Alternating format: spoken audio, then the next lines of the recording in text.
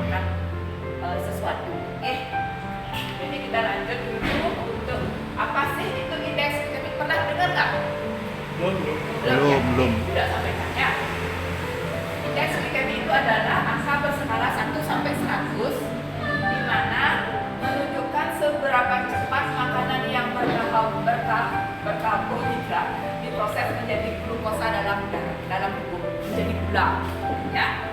Jadi itu ada 3 skala, ada yang IG-nya rendah jika dia di bawah 55, IG sedang 56 sampai 69, indeks glikemiknya tinggi jika lebih dari 70. Nah, kalau kita melihat yang manakah yang bagus untuk kita konsumsi, yang IG rendah, sedang apa tinggi? Kira-kira? Yang IG yang rendah.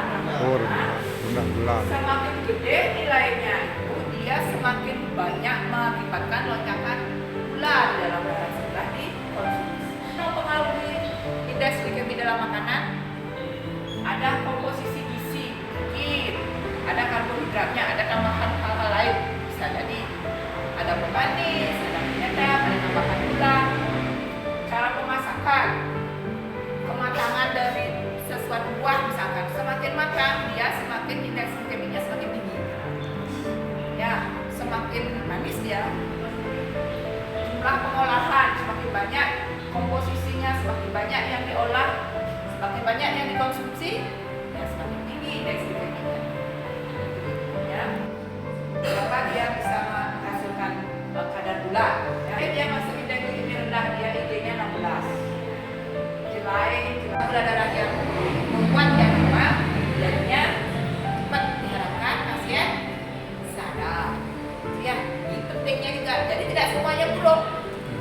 Oke, Bali masuk di mana kira-kira ya? Iya. Tinggi. Oke. Ada pertanyaan? Yang rendah. Ya, ini yang aman. Kalau konsumsi tinggi juga kurangin asam urat naik. Tapi sebenarnya aman sih yang terbaik. Fokus samanya masuk dia makanan di cuaca itu aja 1 hari kan? Bisa. Ada pertanyaan? Ya, Bu sini.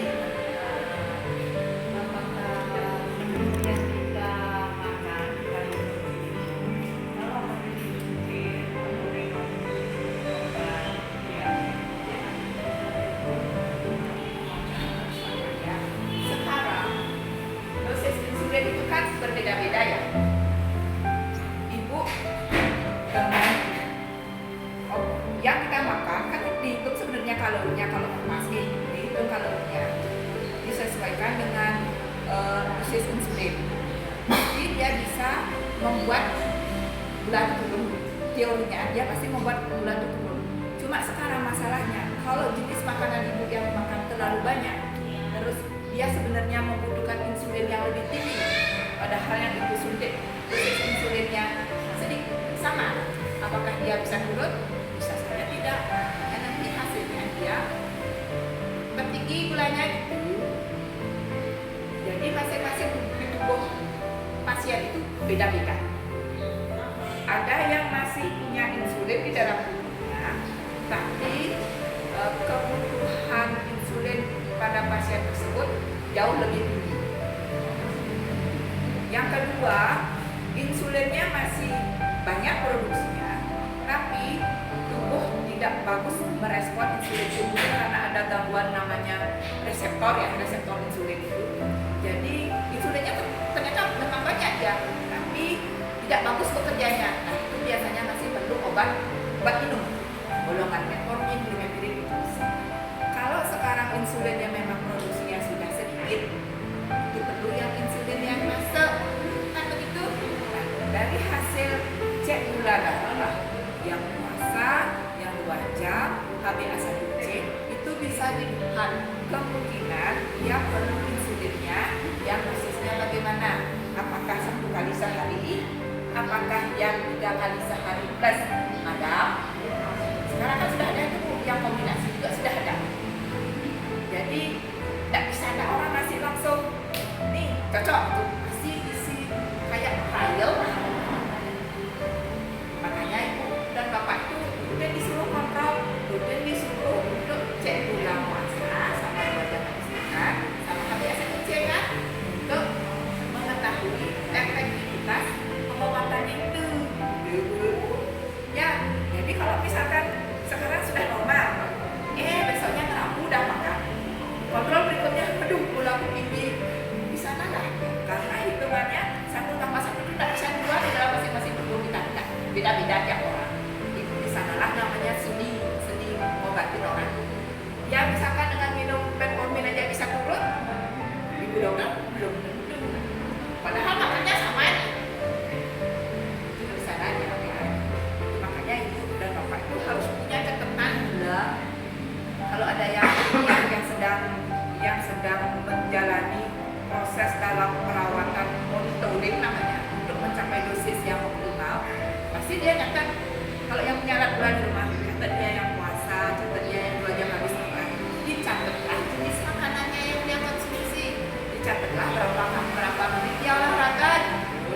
Kalau misalkan dia makannya banyak tapi olahraganya ini kurang, ya bisa aja gulanya naik walaupun dengan dosis yang sama. Jadi dosis obat itu tidak mesti tetap sama, kita pasti bisa kadang diturunkan dosisnya. Karena pasiennya mungkin sudah bisa diet, sudah bisa olahraga, dosis ya punya. Jadi benar-benar dikembalikan ke moderatornya itu sama mudaannya itu ya. Kadang-kadang temannya makan aja lagi sekali nggak apa-apa kok, cuma sekali aja. Nah, ya sekali tuh nanti kita ke tetangga sebelah kan, sekali aja nggak apa-apa, sekalinya lagi berolahraga. Ya tinggi dah gulanya, nanti yang nanggung siapa? Kita punya. Nah, DM itu bagusnya olahraga setelah makan. Itu apa setelah 1 jam setelah makan?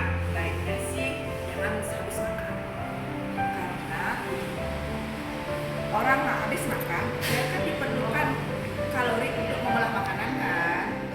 Jadinya biar kalau misalkan baiknya ya sebelum olahraga kita cek gula dulu, itu yang paling bagus. Kalau gula darahnya rendah ya tidak direkomendasi, harus gula darahnya normal.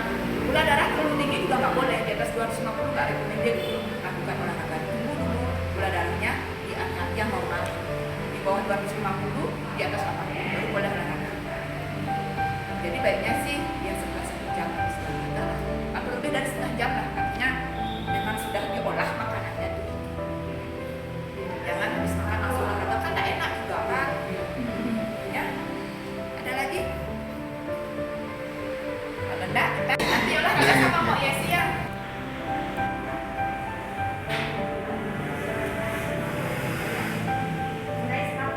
Ya, angkat tangan ke atas, kiri kaki tinggi ke samping.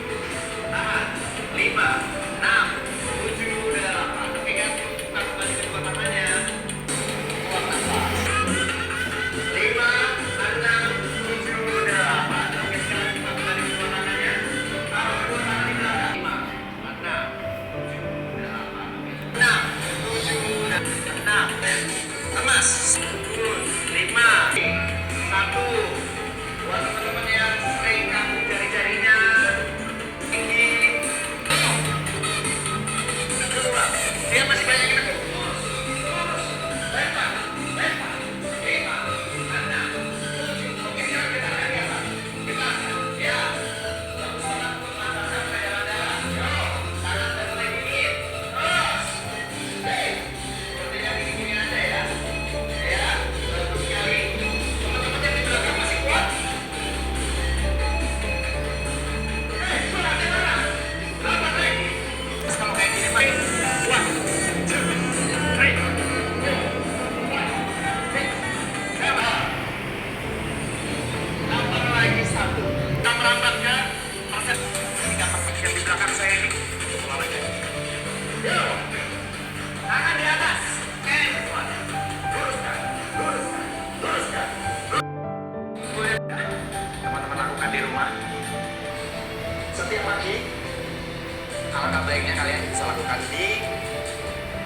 di depan rumah kalian yang terkena sinar matahari.